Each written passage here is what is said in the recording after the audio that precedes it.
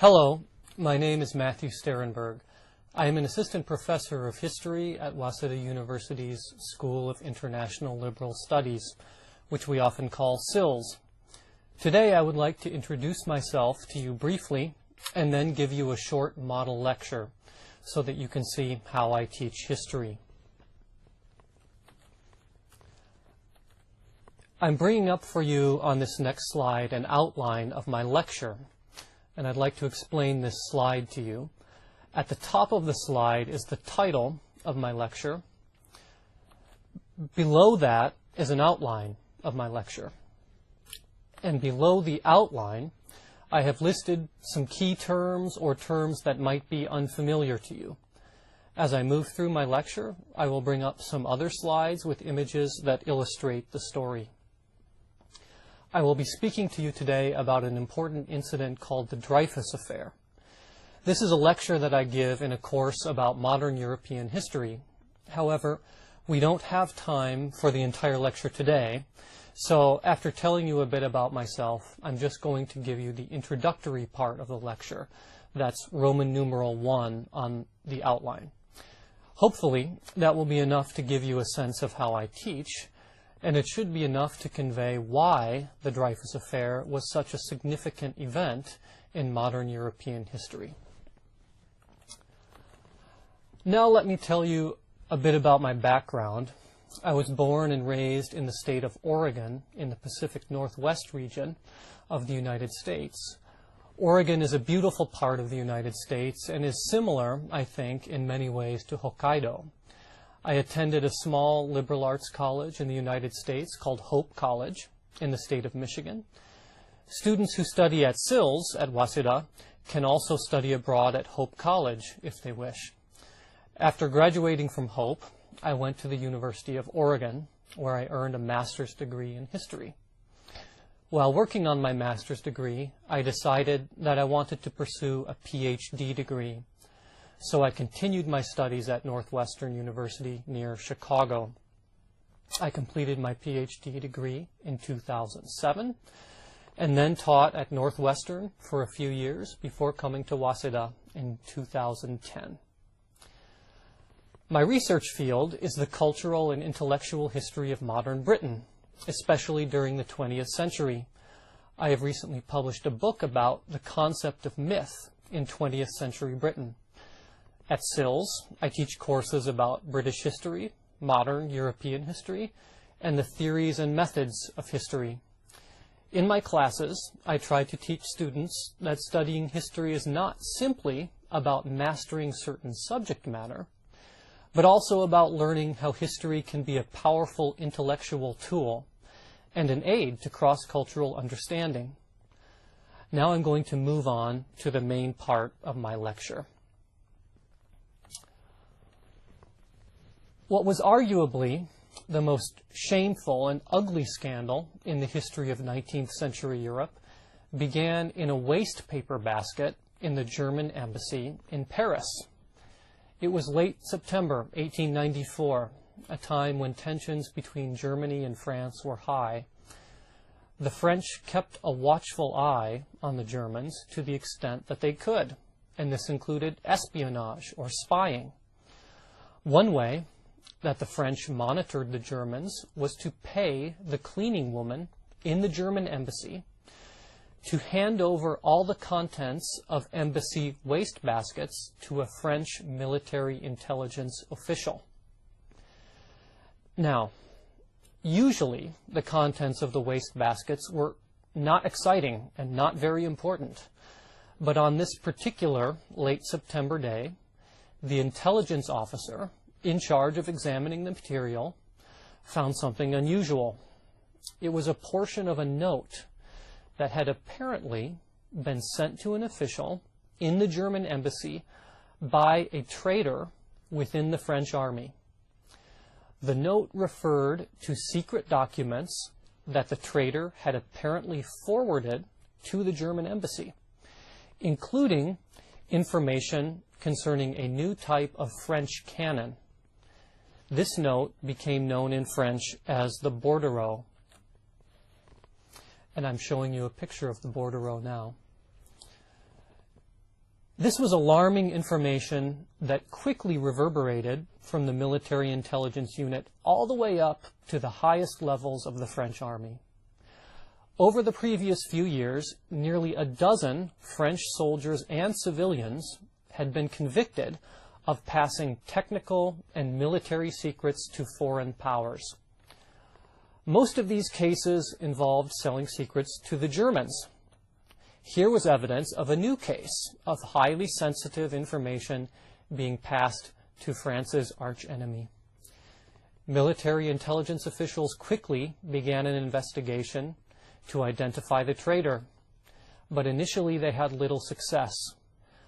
The note was circulated to various army departments in an attempt to identify the handwriting, but this did not produce any results. So, intelligence officials tried to form a more precise hypothesis about the identity of the traitor. They proposed that the author of the note was likely an artillery officer, since the note mentioned the new French cannon. They also concluded that, given the diverse information that was contained in the note, the author would have to be someone who had access to a wide range of different army departments. With these assumptions in mind, the suspicion immediately fell upon an artillery captain named Alfred Dreyfus. The intelligence officers thought that there was a remarkable similarity between the handwriting on the note and the samples of Dreyfus's own handwriting. And there was one additional piece of information that caused suspicion to fall on Dreyfus. Another document, previously stolen from the German embassy, had referred to a German spy in the French army known only as D, the letter D. Now, this evidence was circumstantial and weak at best, as would become increasingly evident in coming weeks. But there was one more very important fact that worked against Dreyfus. He was a Jew. Moreover, he was a Jew at a time when anti-Semitism in France had reached very high levels. Anti-Semitism means hatred of Jews. This is why the military intelligence officials were so prepared to accuse Dreyfus as a traitor on the basis of otherwise flimsy evidence. I want to be clear about this. The military officials in charge of the investigation did not start out by searching for a Jewish traitor, and they did not identify Dreyfus simply because he was Jewish. Instead, once Dreyfus's name appeared on a list of possible suspects, their anti-Jewish prejudices led them to assume the worst about him. He was a convenient candidate for the role of traitor. The pieces all seemed to fit. Once Dreyfus was linked to the note on 6 October, events began to move rapidly. A file was compiled on Dreyfus, including the letter that mentioned the traitor named D. The leadership of the army, including the Minister of War, was convinced that Dreyfus was guilty, but they had no proof that would stand up under judicial scrutiny in a court of law, so they tried to acquire more proof. They hired an independent handwriting analyst to examine the note alongside samples of Dreyfus's handwriting. The expert's report was inconclusive, so other handwriting analysts were brought in, who suggested that the note may have been written by Dreyfus. The evidence was still shaky, but the army leadership remained convinced that Dreyfus was the culprit. The Minister of War, Auguste Mercier, had Dreyfus arrested on 15 October. But Mercier arranged the arrest in a way that was designed to make Dreyfus confess. Dreyfus was summoned to a meeting where he was asked to write a note as it was dictated to him. The words that were dictated to him were the words of the bordereau, the note that had been stolen from the German embassy. The officers hoped that Dreyfus would break down and confess when confronted with his own guilt. But that's not what happened.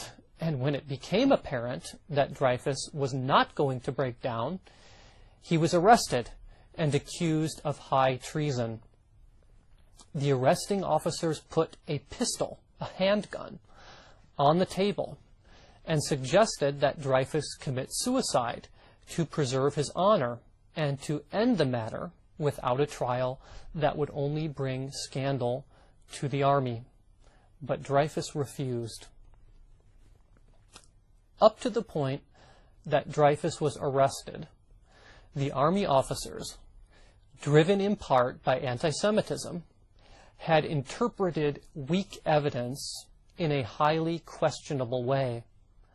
But after the arrest, as the next phase of the investigation proceeded, the army officers in charge of the investigation engaged in a series of falsifications and outright crimes in order to assure a conviction and to prevent an appeal.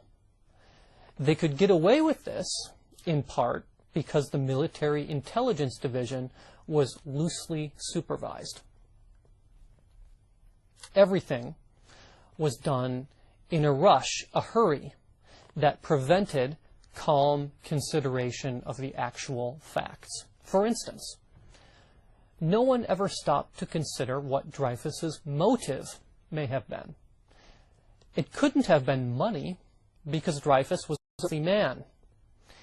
It couldn't have been sympathy for Germany, because Dreyfus was a proud French patriot whose dream from childhood had been to serve in the French army and defend the nation.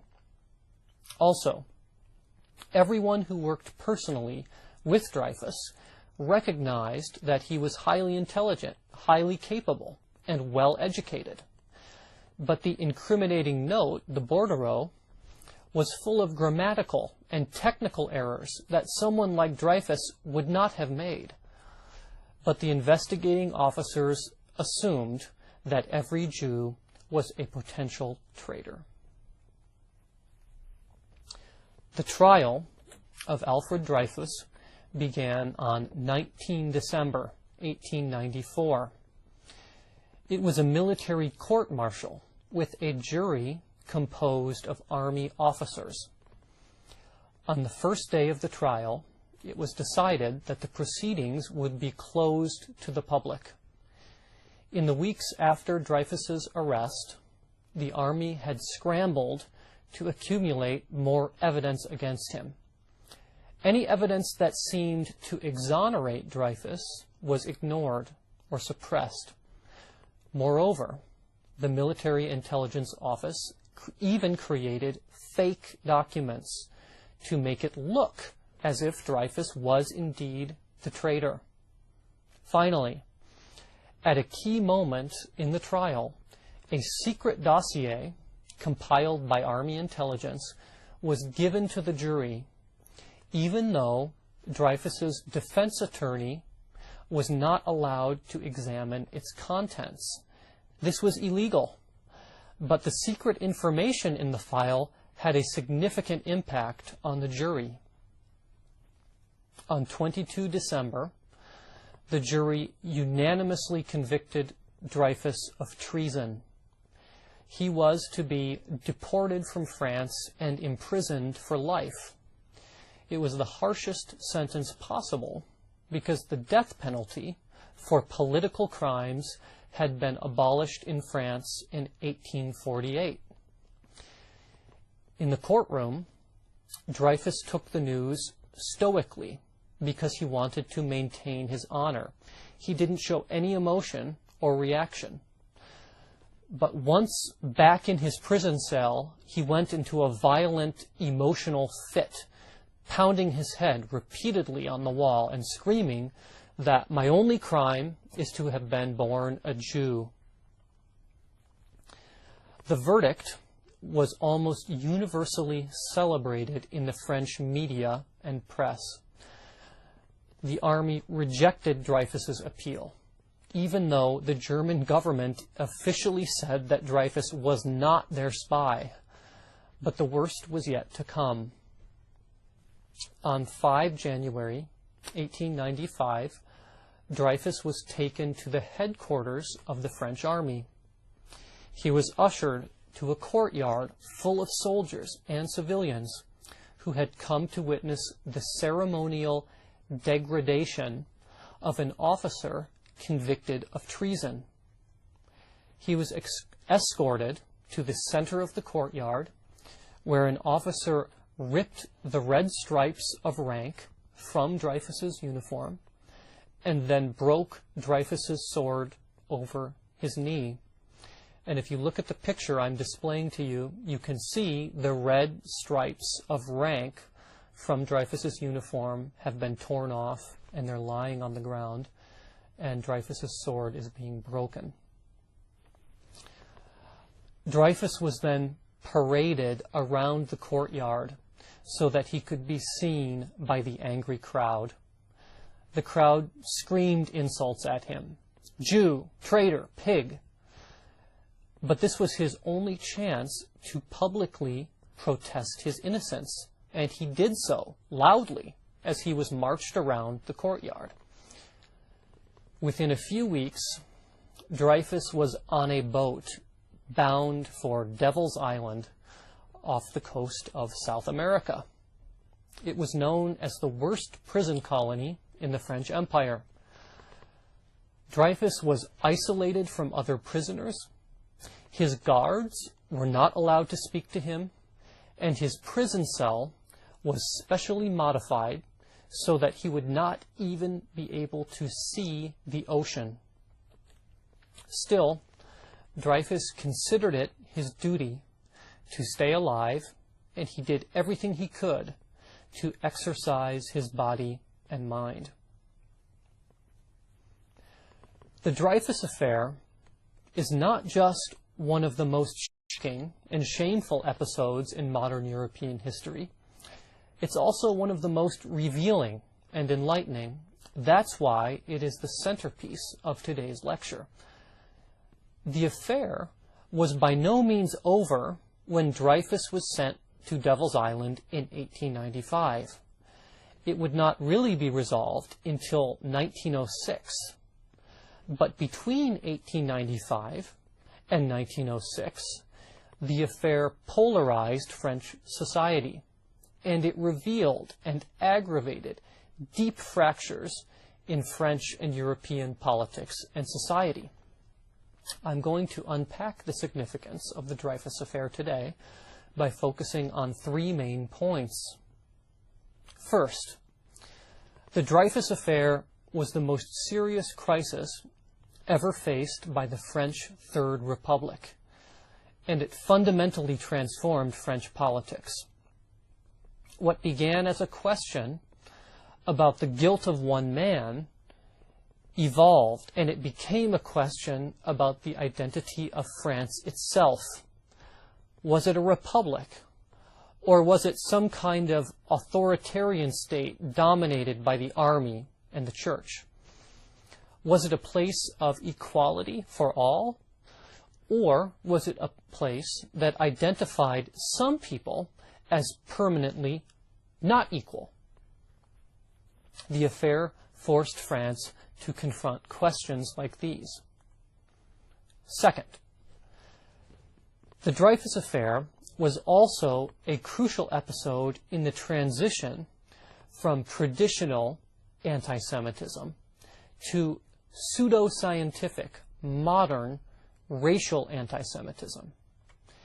In other words, the Dreyfus Affair was a turning point in the history of the mistreatment of Jews, a story that would reach its terrible climax in the Nazi death camps of the Second World War. And the virulent, intense anti-Semitism that the affair revealed gave impetus to a new movement to establish an independent Jewish state. This was the Zionist movement, and Zionism, as an ideology, remains very much a part of our modern world today.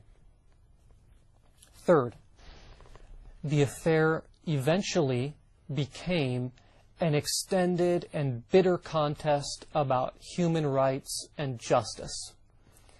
And this contest brought into the public sphere a new category of people called intellectuals.